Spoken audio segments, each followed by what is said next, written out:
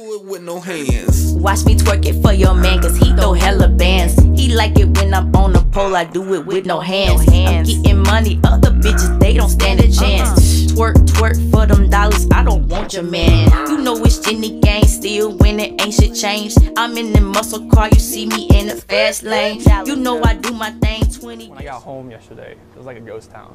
Like, she wasn't here, kids weren't here. I have no idea like where they went. And it's just earth-shattering. I don't feel like this is even real right now. It's like a nightmare that I just can't wake up from. Chris, when did you learn that they weren't here? Like well, I texted her a few times and called her. I didn't get a response, which that was a little off. And then her friend Nicole showed up about a little afternoon. I could see it on the doorbell camera, and I was like, "Hey, what's going on?" She's like, "I can't get a hold of Shanann." And that's when I was just like, all right, something's not right. If she's not answering the door, and she said the car was here, it's like, I gotta go home. And we got here, got inside, and nobody was here. Nothing.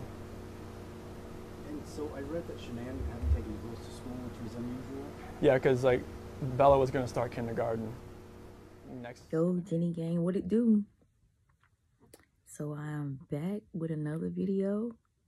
It's been a week since I talked to the gang, but before I get started, hit the like button. If you're not already a subscriber, hit the subscribe button. And if you're feeling friendly, share the video. So I hope everyone is getting through the quarantine successfully. I kind of am. Have some personal things going on that I'm trying not to let make this particular time and experience even worse. As y'all can see, I'm trying different things with my hair, all in the closet, putting on stuff that I never tried because I'm always out being an entertainer, and I have to be 100% comfortable when I'm entertaining because that's my lifeline. But so far, I've been called Macy Gray, but still told that it's kind of cute, at least just for a couple days. But anyway, gang, true horror story. So there is a case that I know you guys are familiar with. I've been new about the case, but for some reason I've gotten back on it in the last week or so. So it is the case of a man named Chris Watts, wife named Shanann Watts, and two little girls, Bella and Celeste Watts. I'm going to try to make this a long story short. However, it is not a short story by any means. So, as a matter of fact, it's probably going to be like that other case with Devon Robinson. I'll have to do another video on it because it's too much stuff to put in one video. And things are still happening. So, Chris Watts. I ain't going to say nerdy. I'm going to say kind of quiet, reserved, introverted. I'm not going to lie. He kind of remind me of myself a little bit, how I am off of the cameras. But no one seems to believe it. But whatever. I'm not a killer. But don't push me. But that's Chris Watts' personality. Very closed in. To me, honestly, somewhat of a do-boy. Like, he didn't know what to do unless being instructed. That includes his mom, like when he was, younger, living at home with his mom. But also when he married Shanann, she wore the pants. But evidently she needed to. She knew how to do the finances. Y'all, they had this big old nice house. But way bigger than what people really kind of need. But if you got a paper for it and it's something that you want, I say buy whatever it is you want. But the house was huge.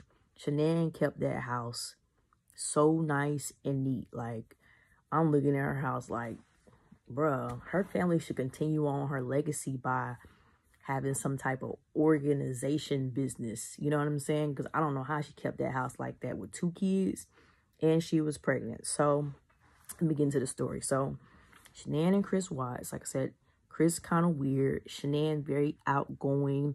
She had a business called Thrive. It's like a patch you put on. I ain't gonna lie, the business ideas actually makes a lot of sense to me, but it's just, you just can't trust a lot of these products out here because they all have like crazy effects and stuff. So you put the patch on, it has like a lot of like minerals or something in it that charge you up.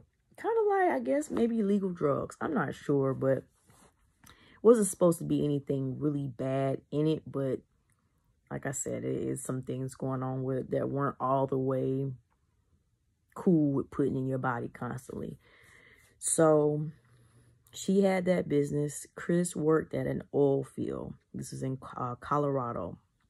So basically, you know how you men are. I'm sorry. Hate to say it. Y'all are very lustful. Y'all think with usually one part of your body. Chris, with the Thrive thing that Shanann had going, that business, it gives you energy, so therefore you can work out or whatever. So Chris used that Thrive patch. He started working out. His body changed. He was a little chubbier back in the day, but when he started on Thrive, he kind of like started getting fit and stuff. So sometimes when people change their body weight, they become more confident and outgoing, and that's what happened with Chris. So at work or wherever it was, because no one believes anything that Chris says, because he's obviously a pathological liar. But one day at work at the oil place, he met a girl there named Nicole. Nicole is a young girl, about 21, I think. Him and Shanann are in their 30s. But, you know, he just casually just talking to Nicole every day. You know, just like probably harmless flirting. He did actually try to keep it from her, though, that he was married. There's a little bit of question about when he started communicating with Nicole. Him and her both say that they didn't start talking until June of 2018, but evidently there are some Valentine's Day cards from earlier that year that were found, and someone tried to change the date on them. But at any rate, they claim they hadn't started talking until June of 2018. So up until that point, Chris was a family man, good dad. I guess you could say he was a good husband. He worked and stuff, and but the thing is, his true colors started to show when he started using that Thrive patch and getting his body together. But also, Shanann left town for a few weeks for a business trip. She was gone for like 5 weeks, which I just never condone leaving a man alone that long, because unfortunately, like I said, they're lustful and their attention span is not really that great, you know. But what have you, if you got a good man, you can trust him, you can do whatever you want to do, and he doesn't stray off, good for you, honey. But most men, nah, they're going to be doing something they have no business.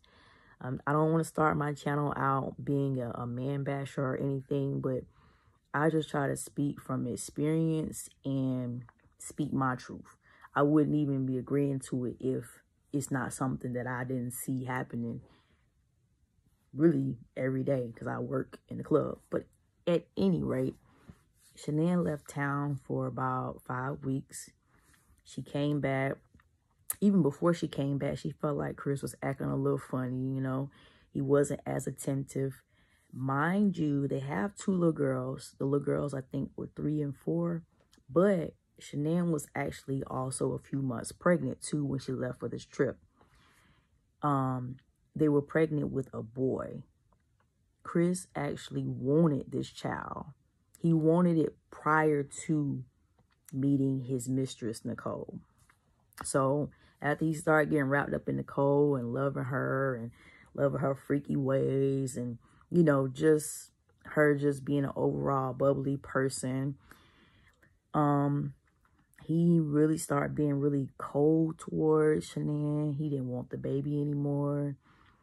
They went to the ultrasound and she tried to hold his hand. He wouldn't even squeeze her hand back, but He's the one that wanted that child. He wanted to have a son to carry on the Watts name. So she noticed, you know, women, we're not dumb. She noticed the minute he started acting funny. I think that Chris, in him being a do boy, I think he also was henpecked a little bit. So I guess Shanann was like, I don't have control over my man the way I normally do. But like I said, her control was a good control. He needed that control. He admittedly wasn't good with the finances. Like I said, he didn't really seem like he had much confidence to even make smart decisions without his mommy or Shanann having him do it. His mama and Shanann actually didn't get along, I think, for the same reason. His mom was used to her being the person that controlled her son and was there for him. But when he got married, just like how he's supposed to, he started listening to his wife. So therefore, his mom never liked Shanann. So where was I at? So basically, Chris didn't want the baby, being evil to her. But she knew something was going on. She just couldn't say for sure. So him and his mistress continued going on a few dates. He still continued to be a good dad. As a matter of fact, when Shanann left town for those 5 weeks, the girls stayed home with Chris. You know, he just got like babysitters and stuff, but she trusted him, like, and so did his kids. They loved their dad. So it's a lot of different things that are being said as far as from the mistress and from Chris. He says that she knew he was married and all this type of stuff. She acted as though she didn't know anything about the baby. And she also said that Chris would tell her that him and Shanann were separated. He would basically act like he just living in that big old house with Shanann and the kids as a couple that's just trying to get along, but they're separating. But that was a complete lie. He wasn't telling Shanann any of this. As a matter of fact, I don't think he told her any of this until like the night that he murdered her. So what happened was Shanann was rolling back into town one day. Her flight was supposed to get there in the afternoon, but it got delayed. So she didn't actually get home until about 1:48 a.m. on August 13, 2018. They had cameras in their house, so you actually can see her walking into the house, her last walk into the house. So once again, y'all know how us females are. We have a problem with something, we communicating with somebody, we telling our friend, I can't stand him, or he's doing this, or I'm about to slap the out of this. Shanann was no different. She was telling her friend, you know, Chris act like he don't want to mess around with me. I went and took a shower. I wanted some sex. He had like, you know, he didn't even want to do it. Like, she just knew stuff was off. Like, but she's communicating with her friend these, you know, these weeks and just telling her friend, like, something's off with him. He ain't happy about the baby. He's making arguments. He's giving me the silent treatment. I'm crying. I'm upset. I'm pregnant. I'm horny. He's not paying attention to anything. So her friend kept, you know, her friend suggested, like, you know, you think he's cheating or whatever. But her friend also was like kind of being a yes man. Like, everything's cool. You know, Chris ain't going to do this, that, and the third. Which the normal Chris wouldn't have done any of that stuff. He wouldn't have been cheating. He wouldn't have been being disrespectful.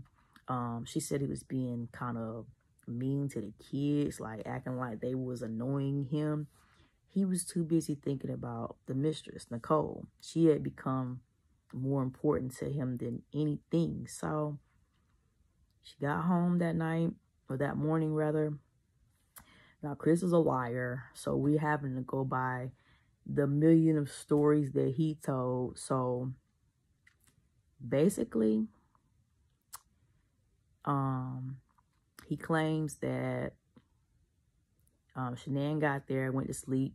He said that they had sex, but that really probably isn't true because she had already complained that he wasn't screwing her, so it just didn't fit the narrative. But about 4 something, I guess he I think he probably strangled her in her sleep, or either had her on, I don't know what he did, but he didn't have any defensive wounds. And usually when you get like smothered or any type of murder, the person who's being murdered will fight back aggressively. So the other person ends up with scratches or some type of trauma to show that the other person was fighting back. Chris didn't have any of these type of marks. So I think he strangled her either in her sleep from behind, or maybe he doped her up on something. Like I said, y'all, this story is really complex, but also in her complaining to her friend about Chris not touching her and him being distant or whatever, she had complained one day of being real itchy and just feeling out of it. But before that, Chris had rubbed her down with something. And since he had been being mean to her and not paying her any attention, this particular time he wanted to rub her down, but we're thinking that he probably poisoned her or put something in her drink, because opioids make you itch and stuff like that. Made her nauseous, like all type of things were wrong with her. Maybe that night when she came in from that flight, he fixed her a glass of wine and put something in there so that when he started strangling her, she didn't even have the energy or the gall to fight him back. So remember, they got 2 kids. Now, he says that after he done this, y'all, this is graphic. He says that she relieved herself. So he knew that she was gone. I guess when you pass away, your vows kind of let go. So he wrapped her up in the sheet, but as he's wrapping her up, one of the girls comes in there and asks, "What's wrong with mommy?" This is the oldest one. Believe it was Bella. And he told her, "Mama is just not feeling well." And he continued to wrap her up and drag her down the stairs. So, once again, this is what he claims. So, after that, he loads the wife, Shanann, who is deceased. He loads her and the 2 girls up in his work truck. Now, Chris did his job. He did have to be there like really, really early in the morning. So, this would have been like his normal routine, how early he was leaving. But he took the girls with him. He went 45 minutes away to the oil site that he worked at. I'm not sure if he pre-dug a grave for Shanann, but I'm pretty sure he did, because digging a grave takes a long time, or so I've heard.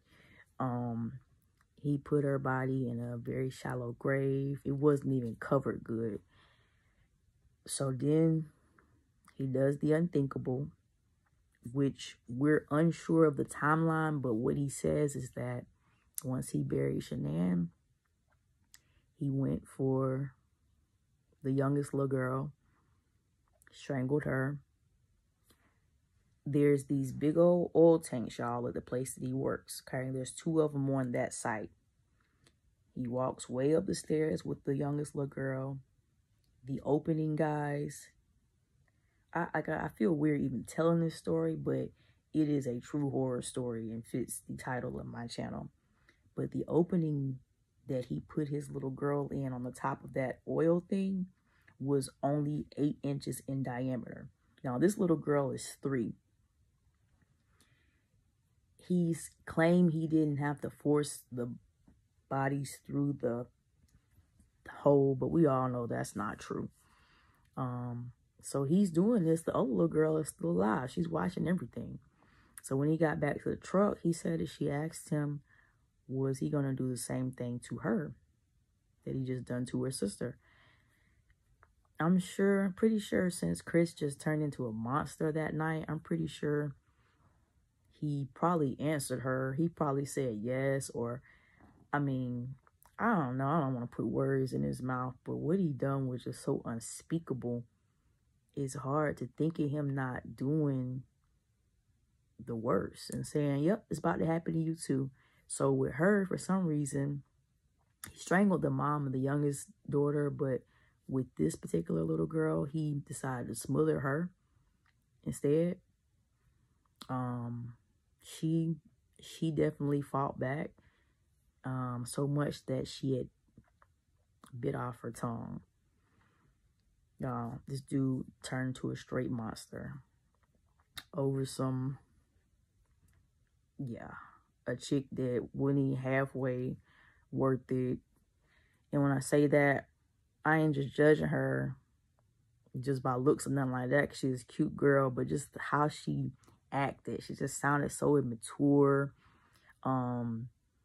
Lying, telling the police she didn't know this and that. But the reason why people are thinking that these two are fabricating the time they started talking is because Shanann was very popular on social media because of her business. Like a year before all of this happened, the police could clearly see on the mistress's phone bill or phone records that she had Googled Shanann Watts. So she's looking up Shanann a year before she even supposed to even know this dude even exists. So, like I said, a lot of the moves that she made were just whack. A lot of the messages that she sent, complaining that she's always second, or I just ain't like how it was done. You know, if you're dating a man and he's saying he gonna do one thing or whatever, first of all, I don't really condone messing with married men anyway. I just feel like it's a whole different type of karma. And I mean married. I don't mean dating. I mean married men. Like, no. It's a way to do things. Okay, if you're really leaving her, let me see this. Let me make sure you're being honest with me. You're not just stringing both of us along. Because obviously, Chris was lying. He was telling her it was like this, and it really wasn't like that. And like I said, the girl was just immature, and even the way she talked is immature when she was giving her story to the police. But when y'all start researching the case, and when I do other videos, you'll see that it looks like, honestly, not only was she a main factor as to why this man wanted to do this horrific act to get rid of his family, it looks like she possibly could have helped him. Chris was literally caught like almost red-handed. Shanann has good friends. So one of her friends knew her routine. She knew that the next day after Shanann had returned home from out of town, Shanann was supposed to be going to a doctor's appointment for the baby. So Shanann didn't make it to the doctor's appointment. The friend had been texting her all morning. So the friend came over to the house. Now keep in mind, Chris is gone. Chris is at the work site trying to get rid of the bodies, doing all type of stuff. And then he had to work his regular shift. So she's calling Chris like, where's Shanann at or whatever. And Chris like, I don't know or whatever. Like, but there's like a lot of things going on that Chris don't know. He don't know his neighbor has a camera on the house that points towards everything that's going on in the street towards Chris's house. So his neighbor's camera shows Chris backing his work truck up to the garage in the middle of the night at like 5:40 something. His neighbor's camera shows all of that. And then when Shanann's friend was calling him like, hey, I can't get in touch with Shanann, she could see like the door was locked from the inside. She knew, I think Shanann's car was still in the garage. So Chris is just telling lies at this point. Like he's telling her, oh, Shanann said that her and the girls were going on a play date. That didn't make any sense. The girls had a school that they were supposed to go to. And also, why would they go on a play date if she's supposed to be at the doctor's office checking on the new baby? So many things, y'all, that like I said, I can't even fit it all. I want to cover the main points though, because y'all do like me. Like I said, this is a year after I've known about this case, and it's so many things that I'm just now finding out that I thought I knew about this, but I didn't. Chris ends up having to come home from his shift at the oil place because Shanann's friend was persistent. She was like, she could already feel something went right with his story, and she didn't trust Chris, so she called the police. So they called Chris like, hey, you need to come home. So he can no longer act like, oh, I'm at work, I don't know what's going on. He had to come home. So when he came home, you could tell he's a little frustrated. You can tell he's a little nervous because he was thinking he was going to have all the time in the world to come home and clean the house, you know, straighten things back up, because Shanann was a neat freak. He didn't know that his neighbor had those cameras pointing at his activity, so they brought him to the neighbor's house so they could watch it. And he's seeing his truck back up to the house, and he started saying like, oh yeah, I had to do that, because he started explaining himself as he's seen himself, because he's not even sure if it's going to show him carrying the body out or not. Luckily for him, it didn't show him carrying it out, but we all knew after him confessing that that's exactly what he was doing. He backed his truck up so that he could put the body in there without anyone noticing. The other discrepancy is that he claims that he didn't kill the girls until they got to the oil site, but you never see the little girls on the camera after he backs his truck up. So it's just very weird. What's sickening about all of this, again, is that the mistress, it seems as though she did actually help. You can see other people on the camera, kind of. You got to look real hard. Also, on Shanann's phone, he didn't have a chance to get rid of her phone, her pocketbook, or her phone or pocketbook, or something else that I was thinking. But whenever things happen inside of their house, she gets alerts on her phone. So someone was actually in that house that made an alert go off while Chris was at work. So we're thinking the mistress was in there trying to clean up or do whatever, but she acts as though she didn't know he was going to do this. Also, on the way to the oil site, when he said the girls were still alive, he says that, because the police is like, well, what were they saying? He's like, the girls just kept saying, Daddy, it smells. This is, we think, from when she used the bathroom on herself after he murdered her. It's just horrific, y'all. This is why we gotta stay prayed up. I don't get too much into that type of stuff on the internet because everyone believes in different things. Some people don't believe in the afterlife. Some people don't believe in praying.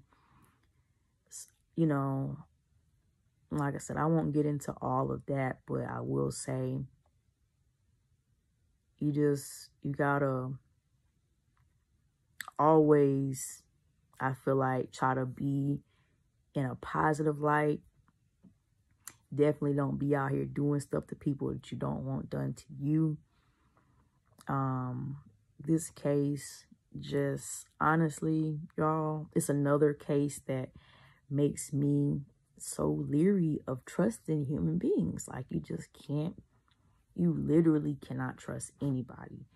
This is her husband of 5 years, her children's father, and all of a sudden he decides he want to be with somebody else, and he goes about it like this. It still would have been screwed up even if he had came to her and said, you know what, I met someone younger, she's more freaky, she don't tell me what to do, and she don't have any kids, I feel free with her, I want to leave you. That still would have been screwed up, but by all means, I can guarantee you Shanann would rather have had that option versus him just taking her out of this world, no choice or whatever. Remember, Shanann was a few months pregnant. She was so far along that they knew what the sex of the baby was. When they found her body in that shallow grave, I'm going to use the word that another YouTuber used. Her body had expelled the baby. So, which means after he killed her, her water broke and the baby was out of her system in the shallow grave. He claims that he didn't see it, and maybe he didn't. Maybe it didn't happen as quick as, you know, it might have happened while she's laying in the grave. But once you start looking at these videos and just watch Chris and how he move and how he talk and how he just lies, you just really won't believe anything that he says. Like, it's probably so many things that we'll never know about this case. Y'all don't even understand how he could even, it only take him a couple days to get caught, but he's still living up in that house like everything's cool. I mean, the house is huge, y'all. I don't see how, even if you are a monster like that, how you could be comfortable with staying up in that house after you've done that to those innocent people who you call family. Initially, when everything happened, his neighbors thought he was being falsely accused. Not the ones who filmed him, but another neighbor. So they were actually letting him come to their house and stay, and letting him sleep in the room right across the hall from their 5-year-old. Because they didn't believe that he was guilty. So after they found out he was guilty, they just feel so betrayed. They feel sad. They feel sick. They feel all the things that they should feel. So, guys, girls, just be careful who you're dealing with. I'd say no matter how long you've been with a person, no matter how much you love or trust them, always keep that third eye open. And just, just be careful out here, y'all. Especially right now while we're on quarantine. Folks is just losing their damn mind. But let me know what you think about this video. Make sure you like, share, and subscribe. Tell me, the responses and comments should be very diverse. Do you think that the mistress is involved? Do you think that they both full of it and lying about when they met?